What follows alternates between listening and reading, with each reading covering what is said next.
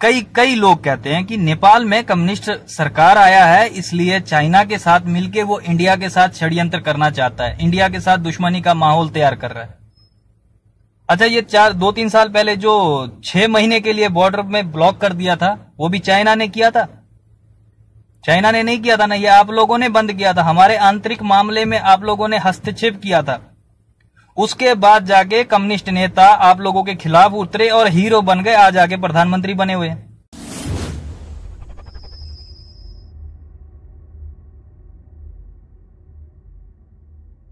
जितने भी हमारे भाई बंधु, जितने भी भारत और नेपाल से देखने वाले हैं, और कुछ दलाल मीडिया जो इंडिया की दलाल मीडिया है, वो भी कुछ देख ले इस वीडियो से, अगर वो पहुंच गई तो।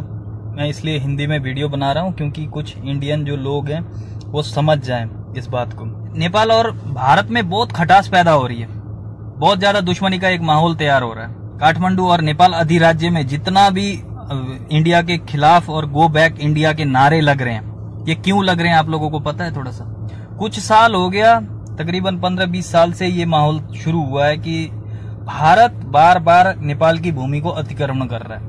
ये कर भी रहा है, जगह जगह में कर भी रहा है। ये केस भी आए हुए हैं, लड़ाई भी हुई है, झगड़ा भी हुआ है, दोनों तरफ झड़प भी हुआ है। एक जगह में नजदीक एक को गोली लगी थी, इंडियन आर्मी की तरफ से मारी गई थी। तो ये माहौल से कभी भी आप लोग हम लोगों को जिस हिसाब से छोटा भाई कहते हो ना, वो छोटा भाई कहने के लायक नहीं हो। कभी भी छोटा बड़ा भाई छोटे भाई को मारता नहीं है। और अभी जो माहौल तैयार हो रहा है, जो एक दुश्मनी का माहौल तैयार हो रहा है, वो काला पानी लिपू लेक अभी थोड़ा विषय बड़ा है। काला पानी लिपू लेक का आप लोगों ने वहां पे सड़क निर्माण कर दिया मानसरोवर के लिए। तो आप लोग कहने के लिए तो कहते हो रोटी बेटी का संबंध है, हमारी संस्कृति, हमारा धर्म, हमारा सब कुछ एक है, लेकिन गोलियां चलाते हो ऊपर से। और कुछ दलाल मीडिया इंडिया के कुछ, मैं पेपर में देखा, वो फेसबुक पे आया हुआ था, वो पेपर का मैं पोस्ट पढ़ा, नेपाल इंडिया की भूमि को कब्जा करना चाहता है। अरे थोड़ा शर्म कर लिया करो कुछ लिखने के टाइम यार। कोई मानेगा, दुनिया में कोई मानेगा कि नेपाल किसी के साथ दुश्मनी नहीं लेता? वो मुल्क आपका मुल्क को कब्जा करने के चक्कर में, वो काला पानी लिपू लेक डडेलधुरा, वो उत्तराखंड के हिस्से में जो आप लोगों ने नक्शे में डाला हुआ है, वो पहले से नेपाल का था और है और रहेगा। वो इतना बड़ा हिस्सा नहीं है, लेकिन ये दुश्मनी भारी पड़ेगी, सबको भारी पड़ेगी, क्योंकि नेपाल वालों को भी भारी पड़ेगी और इंडिया वालों को भी भारी पड़ेगी। जैसे पाकिस्तान और इंडिया में 10 लोग उधर से मारता है, 10 लोग इधर से मारता है, डेली का यही काम है। वो भी नेपाल के साथ भी ऐसा ही होएगा। चाइना के साथ जैसा हो रहा है वैसा ही नेपाल के साथ इंडिया के संबंध होंगे। तो ये कभी अच्छा नहीं है। और दूसरा बात, कुछ लोग कहते हैं कि ये हमारा हिस्सा है। अरे मेरे भाई, सुगौली संधि को देखो, सुगौली संधि के अंतर्गत रह के बात करो। वहां पे महाकाली नदी का पश्चिम वाला साइड नेपाल है और पूर्व वाला साइड इंडिया है। तो वहां पे 2 नदी बहती है, ऐसी नदी है। आप लोगों ने ये वाली नदी जो महाकाली नदी है, उसको महाकाली का नाम हटा के दूसरा नाम रख दिया। कई लोग कहते हैं कि नेपाल में कम्युनिस्ट सरकार आया है, इसलिए चाइना के साथ मिलके वो इंडिया के साथ षड्यंत्र करना चाहता है, इंडिया के साथ दुश्मनी का माहौल तैयार कर रहा है। अच्छा, ये 2-3 साल पहले जो 6 महीने के लिए बॉर्डर में ब्लॉक कर दिया था, वो भी चाइना ने किया था? चाइना ने नहीं किया था ना, ये आप लोगों ने बंद किया था। हमारे आंतरिक मामले में आप लोगों ने हस्तक्षेप किया था। उसके बाद जाके कम्युनिस्ट नेता आप लोगों के खिलाफ उतरे और हीरो बन गए, आज आके प्रधानमंत्री बने हुए हैं। ये वो प्रधानमंत्री बनाने में भी इंडिया का हाथ है, नेपाल के राज संस्था और राजा को फेंकने में भी इंडिया का हाथ है। क्योंकि नेपाल में हथियार ही नहीं बनता है और नेपाल हथियार खरीदता है दूसरे से। लेकिन माओवादी के युद्ध काल में सबसे ज्यादा हथियार सप्लाई भारत ने किया है, हमारे राजा और आर्मी के विरुद्ध। यहां पे आप लोगों की जो प्रणाली है वो लेके आने के लिए अपना, अगर अब छोटा भाई आप समझते थे ना हम लोगों को, तो चाइना जो हमारे ऊपर दमन कर रहा था उसके आप खिलाफ बोलते थे। ये इसलिए लग रहे हैं क्योंकि आप लोगों की जो आर्मी है वो हमारी भूमि पे, अभी काला पानी लिपू लेक डडेलधुरा वो नेपाल का है, और वहां पे बिना अनुमति आप लोगों की आर्मी आई। आर्मी आने के बाद पहले मैप सार्वजनिक नहीं किया था कि ये विवादित भूमि है बोल के, फिर बाद में अभी ये जो आप लोगों ने पिछले साल या इसी साल जो मैप सार्वजनिक किया उसमें आपने फिर ऐड कर दिया, पहले वाले मैप में नहीं था। तो वो आपकी भूमि थी तो पहले के मैप में क्यों नहीं था? मैं ये कहना चाहता हूं कि ये नेपाल और भारत की दुश्मनी आप लोगों को भी महंगी पड़ेगी और हम लोगों को भी महंगी पड़ेगी, क्योंकि पाकिस्तान एक तरफ आपका दुश्मन है, दूसरी तरफ चाइना है। कभी वो 10 मार रहा है, कभी आप लोग 10 मार रहे हो, कभी पाकिस्तान 10 मार रहा है, कभी पाकिस्तान अपने जासूस भेज रहा है, कभी आप जासूस उसके पास भेज रहे हैं। अगर यही काम अगर नेपाल से शुरू हो गया तो क्या होएगा? चारों तरफ दुश्मनों से घिरेगा, फायदा नहीं है। और दूसरी बात, ये आप वीडियो सुनो नरेंद्र मोदी जी का। भारत के स्वाभिमान के लिए, भारत की रक्षा के लिए नेपाल का बहादुर मरने मटने के लिए कभी पीछे नहीं रहा। भारत के लिए जीने मरने वाले उन बहादुर नेपालियों को मैं आज नमन करना चाहता हूं। कहते हैं कि कोई भी ऐसी लड़ाई नहीं है जो भारत, जो नेपाल के लोगों का उसमें खून ना बहा हो। अभी बताओ वो खून बहाने का क्या फायदा नेपाली लोगों को? एक तरफ चाइना हमारे कई पहाड़ी भूभाग में कब्जा किया हुआ है, वो भी विस्तारवादी है, आप लोग भी विस्तारवादी हैं। तो जो गोरखा समाज, जो गोरखाली जो लोग हैं, चाहे वो नेपाल के गोरखाली हो, दार्जिलिंग के हो, सिक्किम के हो या गढ़वाल के हो, वो गोरखाली हो या नेपाल के गोरखाली हो, सब गोरखाली हम लोग एक हैं। और जब भी गोरखा समाज ने भारत के लिए बड़ा योगदान दिया है, आप लोग हम लोगों को छोटा भाई समान बताते हो। तो छोटे भाई की जमीन खाने वाला बड़ा भाई कैसा आतंकवादी है बताओ? वो आतंकवादी राक्षस होगा ना। तो इसलिए मेरा कहने का मतलब यही है कि आप लोग भ्रम में ना रहें कि नेपाल कभी आप लोगों की भूमि के ऊपर दावा किया। कभी भी नेपाल ने आप लोगों की भूमि के ऊपर दावा नहीं किया। नेपाल ने खुद की भूमि के ऊपर दावा किया है।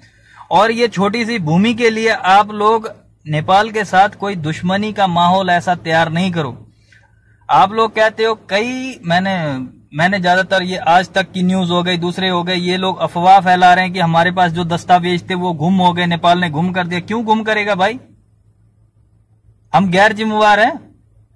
हमारे पास सब दस्तावेज हैं। आप लोग सिर्फ संवाद पे आओ। अगर इतिहास निकालना शुरू किया तो इतना नुकसान किया है नेपाल के लिए भारत ने कि कोई हद नहीं है। सिर्फ नौकरियां दे के हम लोगों के लिए कोई भले का काम पूरा सर्वोपरि आप लोग हमारे लिए परमात्मा नहीं बन जाओगे। राजा के विरुद्ध नेपाली आर्मियों को मारने के लिए माओवादियों को हथियार आप लोगों की तरफ से, आप लोगों की बॉर्डर की तरफ से आया था, क्योंकि नेपाल में हथियार इतने बनते नहीं है। वो माओवादियों को हथियार देने का, और प्रचंड जैसे जो अभी नेता बन गए हैं, पहले के आतंकवादी घोषित हैं, इन लोगों के सर के ऊपर नाम था, उसको आप इंडिया में छिपाने के लिए कई ऐसे अपराधियों को आप लोग इंडिया में छिपाते हो और उधर से गतिविधियां इधर करते हो। फिर भी आप कहते हो कम्युनिस्ट शासन है। कम्युनिस्ट शासन लेके आने वाले आप हैं, कम्युनिस्ट को हथियार देने वाले आप हैं। और आप लोगों का जो कुतर्क है ना, जो काला पानी, लिपुलेख और डडेलधुरा, ये आप लोग मानते हो एक जीभ से कि कहते हो कि जो महाकाली नदी का जो पश्चिम भाग है वो नेपाल है और जो पूर्व भाग है वो उत्तराखंड है, इंडिया है। तो जो महाकाली नदी है, महाकाली नदी के ऊपर महाकाली का मंदिर है, वो मंदिर वाला जो एरिया है, ऐसा नदी है। तो आप लोग इसको बताते हो, लेकिन ये है, सच में ये है। तो आप सुगौली संधि के अंतर्गत भी जाओगे तो वो नेपाल ही आएगा, वो भूमि। आप लोग विस्तारवादी हो। दूसरी तरफ चाइना विस्तारवादी है। चाइना भी हमारा जमीन को खत्म कर रहा है। यहां पे आप लोग अपने भाई, छोटा भाई बोलते हो, लेकिन ये होना ऐसा चाहिए था कि छोटे भाई को अगर ऊपर से कोई प्रेशर दे रहा है या कोई जमीन उसकी कट कर रहा है तो आप बड़े भाई के नाते से उसके खिलाफ उतरना चाहिए। लेकिन यहाँ पे बड़ा भाई क्या है? दुश्मनों के साथ है। और चाइना भी है। जब आप लोग विस्तार करते हो अपने भूमि को, तो वो भी बोलना चाहिए, वो भी मित्र देश है। लेकिन यहाँ पे क्या है? आप लोग दोनों के दोनों नोचने पे लगे हो या नेपाल को। एक तरफ कह रहे हो कि वो बोलता है आप इंडिया के साथ हो और वो बोलता है आप चाइना के साथ हो। अरे इंडियन मीडिया लोगो, इंडिया के मीडिया हो, तुम लोग एक नंबर के बेकार हो, जो इंडियन लोगों को खुद अंधेरे में रखते हो। नेपाली के प्रति आप लोग जहर उगाल रहे हो। ये बात अच्छा नहीं है। नेपाल के आंतरिक मामलों में आप लोगों का कोई हस्तक्षेप करना नहीं चाहिए आप लोगों को। और दूसरा समाज, गोरखा समाज से कभी दुश्मनी भी नहीं लेना। अगर दुश्मनी लेगा ना, ये नहीं कहना कि पाकिस्तान के साथ आप लोग क्यों मिल गए, पाकिस्तान से सहयोग क्यों ले रहे हो, चाइना के साथ सहयोग क्यों ले रहे हो, ये नहीं बोलना।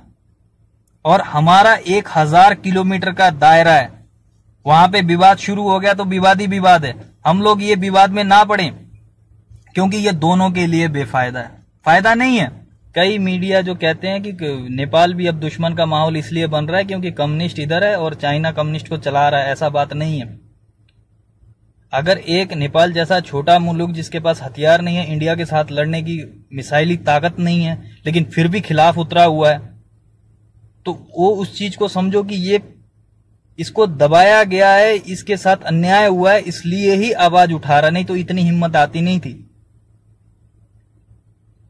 और कुछ जो इंडिया को ही सही कहते हैं, या ऐसा नहीं है कि हम लोगों को आप लोगों ने दबाया, चाइना ने भी बहुत जगह में दबाया हुआ है, बहुत जगह में अपना सीमा विस्तार कर रहा है।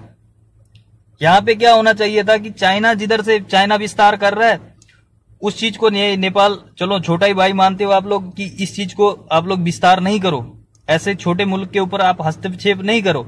लेकिन यहां पे क्या है, एक तरफ चाइना मार रहा है, दूसरी तरफ आप लोग मार रहे हो, क्या फायदा, हम लोग किसके साथ मिले।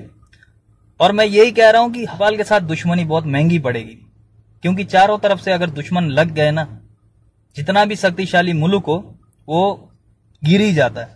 और जिस हिसाब से मैं नरेंद्र मोदी जी को मैं बहुत फॉलो करता हूं, और जिस हिसाब से उन्होंने रणनीति अपना के एक अफगानिस्तान में डैम बना के पाकिस्तान का पानी रोक दिया, आप कभी सोचा नहीं कि नेपाल से कितना पानी आता है, कितनी नदियां, अगर वहां पे भी अगर हम विदेशियों से, शक्तियों से पैसा लेके वहां पे डैम बना के इंडिया के लिए पानी रोक दें, सिंचाई का पानी रोक दें, तो क्या होएगा।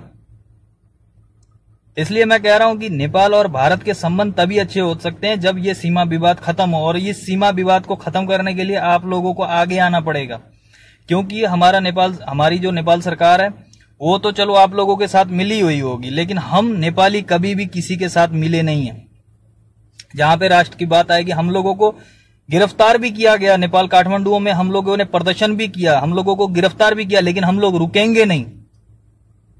भले हमारी सरकार गिराना क्यों नहीं पड़े, हमारे को इंडिया ने कुछ नहीं दिया, हमारे को सिर्फ एक नौकरी दिया होगा। अगर कुछ लोग जाके मजदूरी करते हैं, उधर के इधर भी लोग आते हैं मजदूरी करते हैं, बहुत चीजें गिफ्ट दिए हुए हैं आप लोगों ने। कभी आप लोग रोहिंग्या को भगाने की बात करते, वो बेचारे डर के मारे नेपाल में घुस जाते हैं, वो भी आप लोगों का गिफ्ट है हम लोगों के सर के ऊपर। कभी कोरोना वाले पेशेंट छिपने के लिए इधर आ जाते हैं, कभी कोई हत्या कर देता है उधर छुपने के लिए इधर आ जाते हैं, टेररिस्ट इधर आ जाते हैं। आप लोगों की वजह से, भारत की वजह से हम नेपालियों को कोई फायदा नहीं हो रहा है, सिर्फ घाटा ही घाटा हो रहा है। इस बात को आप सोचो, विचार करो। और हम लोग इंडियन लोगों को कहीं बाहर का नहीं मानते, हम लोग अपना भाई मानते हैं। क्योंकि दार्जिलिंग सिक्किम में हमारे जितने भी गुरुंग मगर राय लिंबू जितने भी हैं, उधर भी हैं, इधर भी हैं, यादव इधर भी हैं, उधर भी हैं, पहाड़ी खस गढ़वाल में भी है, इधर भी है। हमारे वंशज एक हो सकते हैं, लेकिन हमारे देश अलग हैं, और देश अलग है। एक दूसरे के देश के ऊपर कोई गंदी नजर ना डाले, मैं यही कहना चाहता हूं।